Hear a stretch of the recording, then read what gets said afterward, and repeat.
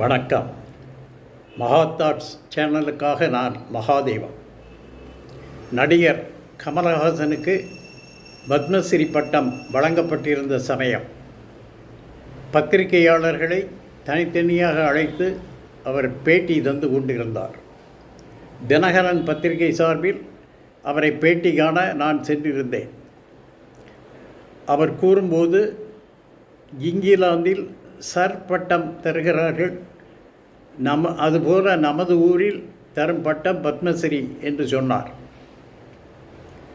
நான் அவர் பேட்டியை கட்டுரையாக வடித்து அதற்கு ஒரு முன்னுரை எழுதி அவரிடம் அதை படித்து காட்டச் சென்றேன். அந்த முன்னுரையில் இப்படி எழுதியிருந்தேன்: சென்னை மாநகருக்கு ஒரு தனி சிறப்பு உண்டு.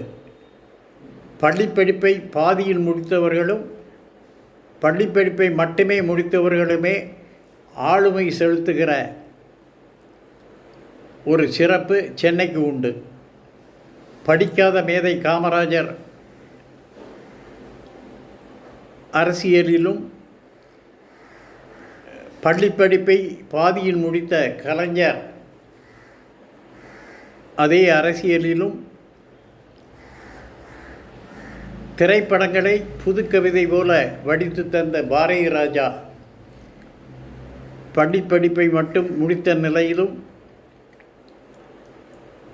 சிறுகதை மன்னன் ஜெயகாந்தன் உலகில் நடிப்பில் தனக்கு ஈடு இணை யாருமே இல்லை என்று நிரூபித்த நடிகர் திலகம் சிவாஜி கணேசன்,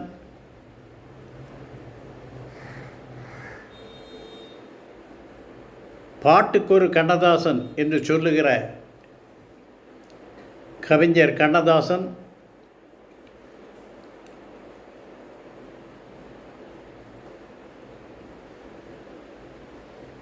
போன்ற பல ஆளுமைகள் பல துறைகளில் ஆளுமை செலுத்திய சிறப்பு சென்னை மாநகருக்கு உண்டு. இப்போது இந்த பட்டியலில் நடிகர் கமலும் இணைந்திருக்கிறார். அவர் பத்மஸ்ரீ பட்டம் பெற்றிருக்கிறார் என்று முன்னுரையில் எழுதியிருந்தேன். பள்ளிப்படிப்பை பாதியில் முடித்திருந்தாலும் பகுத்தறிவு பகலவன் என்று புகழப்பட்ட கலைஞர் தனது வாத திறமையால் பலரையும் பல சமயங்களில் வென்ற நிகழ்வுகள் உண்டு. ஒரு சமயம் சென்னையில் அப்போதைய முதன் மந்திரி எம்ஜிஆரும் அன்றைய ஆந்திர முதல் மந்திரி என்.டி. ராமராவும் சென்னை விழா மேடையில் ஒரு நிகழ்ச்சியில் பங்கேற்றார்கள். கிருஷ்ணா நதியை சென்னைக்கு கொண்டு வரும் திட்டத்தை அறிமுகப்படுத்தினார்கள். அதன் அடையாளமாக ஒரு செம்பு நிறைய கிருஷ்ணா நீரை வைத்து மேடையில் அதை எம்ஜிஆரிடம் என்.டி.ஆர். வழங்குவது போல அந்த நிகழ்ச்சி நடந்தேறியது. அது பற்றி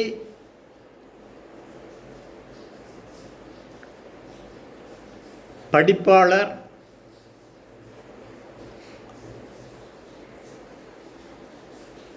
ஹார்வர்ட் பல்கலைக்கழகத்தில்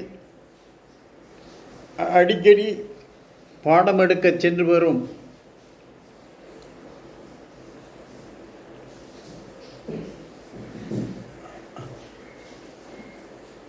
சுப்பிரமணிய சுவாமி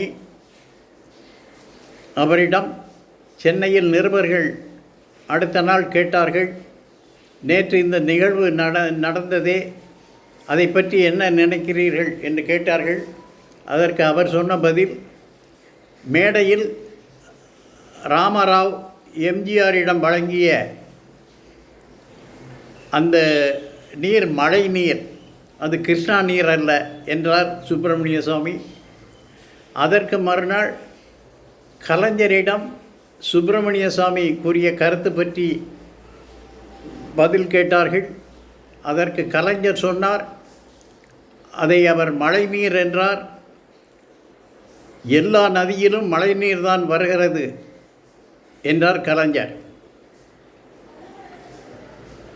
அது ஒரு புத்திசாலித்தனமான பதிலாக அமைந்தது. அதுபோல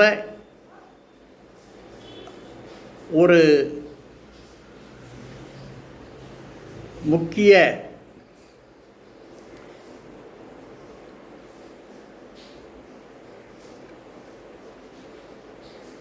கருத்தை உலக புகழ்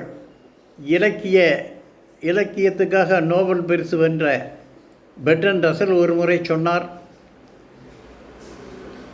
conscious tells different things to different people என்றார். மனச்சாட்சி ஒவ்வொரு மனிதரிடமும் ஒவ்வொரு விஷயத்தை சொல்லுகிறது என்று சொன்னார் அவர். அதே கருத்தை தனது பகுத்தறிவு பாணியில் இன்னொரு சமயம் வேறு மாதிரி சொன்னார் கலைஞர் கருணாநிதி.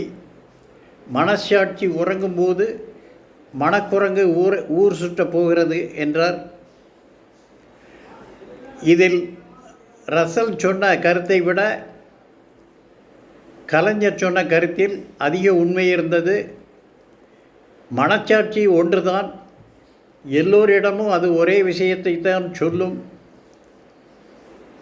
பல குரலில் பேசும் தன்மை மனக்குரங்குக்கு மட்டுமே உண்டு. வெவ்வேறு மனிதர்களிடம் வெவ்வேறு விஷயங்களை சொல்வது மனச்சாட்சி அல்ல, அது மனக்குரங்கு என்பது கலைஞரின் வாசகத்தால் நம்மால் உணர முடிகிறது. எல்லாத்துக்கும் அடிப்படை கலைஞர் பகுத்தறிவுவாதம் பேசினார். அவர் சிறந்த எழுத்தாளர், சிறந்த பேச்சாளர். படிப்புக்கும் அவர் தனியே கற்றதற்கும் இமாலய வித்தியாசங்கள் உண்டு. ஸோ பட்டப்படிப்பு பல்கலையில் படித்தவர்களை விட பகுத்தறிவாதத்தில் சிறந்து விளங்கினார் கலைஞர் என்பதற்கு இதுபோல பல ஆயிரம் எடுத்துக்காட்டுகள் உண்டு.